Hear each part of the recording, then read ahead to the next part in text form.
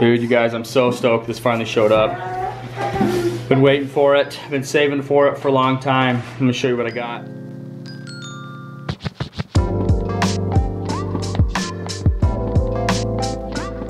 I got this cheap because it was an Amazon warehouse deal, and I've been returning it, saving like 150 bucks. It's guaranteed to work like as new, so we'll have to check it out and see if it does.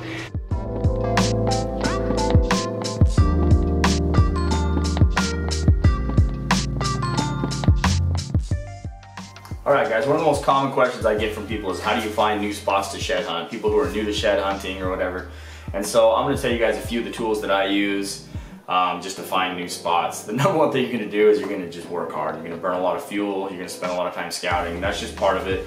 The more you scout, the better you'll do. But now there's a lot of good online tools that can save you a lot of the hassle. So some of the tools that I've been using, I use Onyx Maps. That shows you whether you're on public land or private land.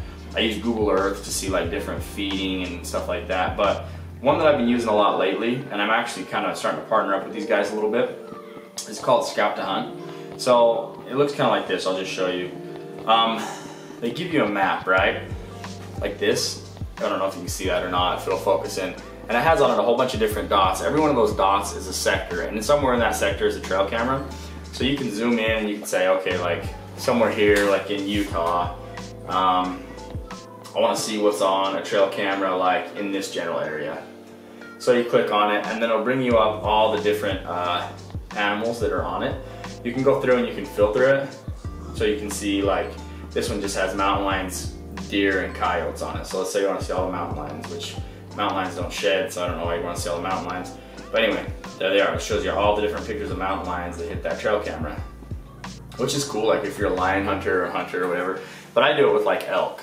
I'll be like, okay, where's the camera, where's the sector where the elk were, say in the month of February. And then I can go out there and I can start looking in those areas for sheds. So it's kind of a cool little tool. And if you guys want to know more about it, I'm going to throw a link to Scout to Hunt down in the description box. It's a good tool, good information.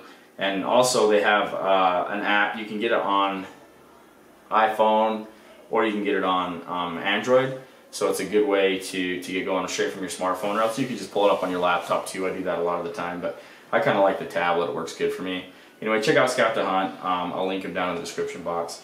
So I'm going to head out. I'm about to start packing my gear and everything. I got this camera today that I've been playing with. This Lumix 4K, that's what I'm filming on right now. So we'll have to see how the video quality is. I'm going to have to like do some tinting on my beard. It might show the sparseness of it a little bit too much.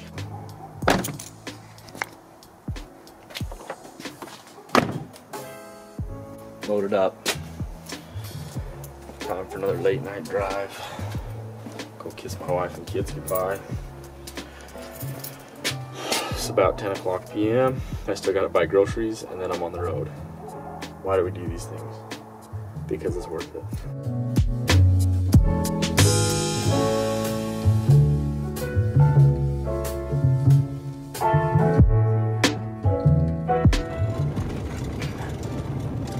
There's a storm coming.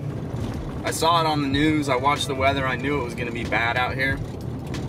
But I want to see what these bulls are doing. I actually kind of hope this storm hits them really hard and it'll stay in, then maybe they'll stay in one place until they drop. Wishful thinking, I know, but I'm going to go try and see if I can turn this herd of bulls up.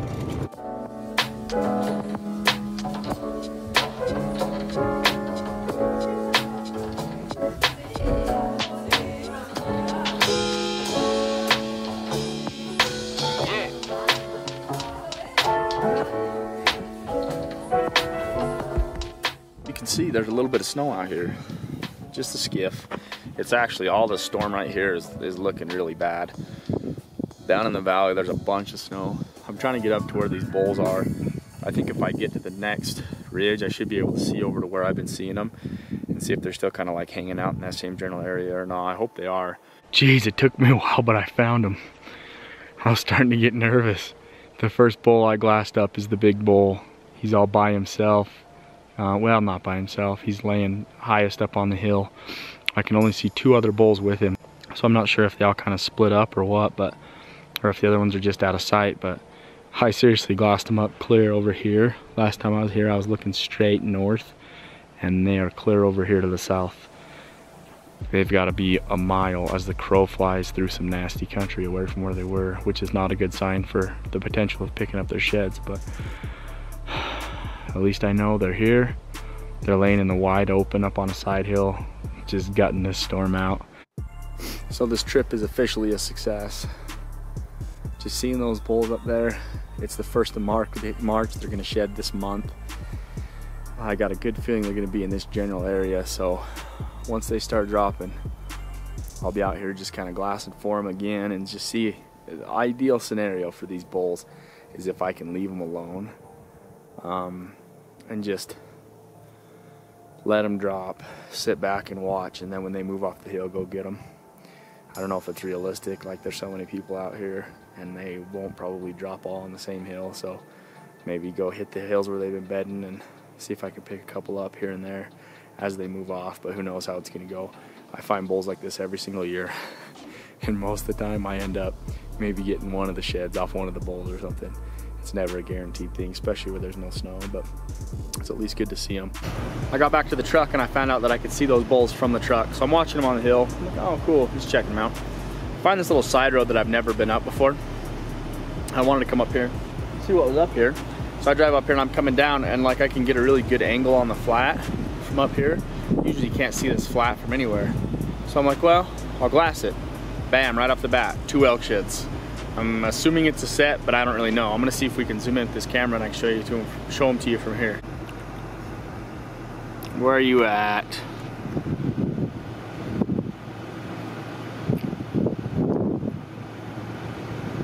One right there. See it?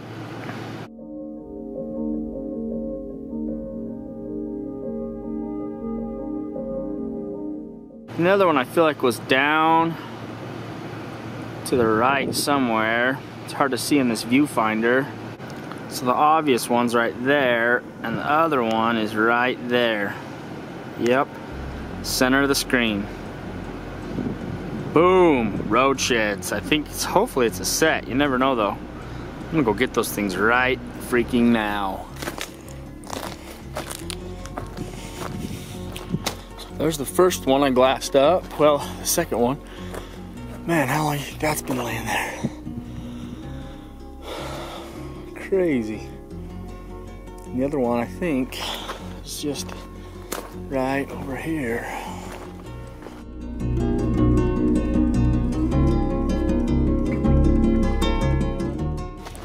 Just a couple little raghorns laying in the wide open. Probably a set. Yeah, they look to be. I can't remember what that other side was, but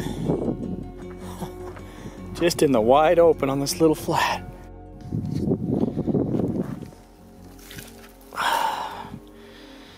Chalky, chalky. Not bad though. Side number 2. Old set. Probably grew up into a giant by now.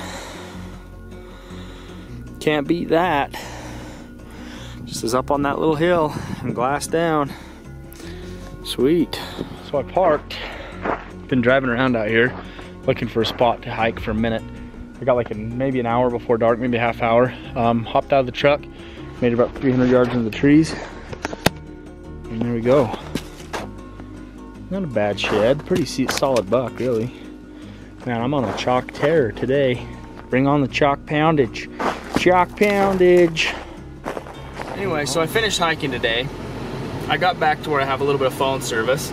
I got on Instagram and I saw that supposedly the state of Nevada shut down shed hunting for the entire state until April 30th. This is such a harebrained idea for so many reasons. One, picking up a shed antler causes no damage to wildlife.